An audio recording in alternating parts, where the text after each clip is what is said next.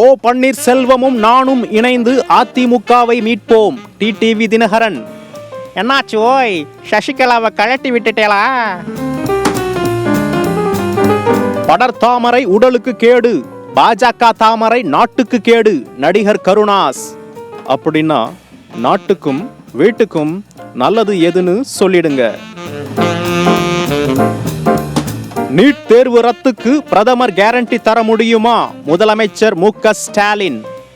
NEET ரத்துன்னு நீங்க கொடுத்த வாக்குறுதி என்னாச்சுன்னு மக்கள் கேக்குறாங்க. ஐயா முதலமைச்சர் ஐயா. பலாப்பழம் உடலுக்கு நல்லது, ஓபிஎஸ் வென்றால் நாட்டுக்கு நல்லது. டிடிவி தினகரன்.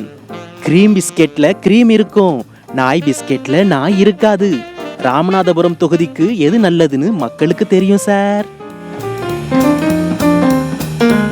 கச்சத்தீவு அஸ்திரம் பாஜகவுக்கு பலனளிக்கவில்லை. ஜவஹிருல்லா. ஐயோ அஸ்திரம் குறி தவறிவிட்டது அரசே.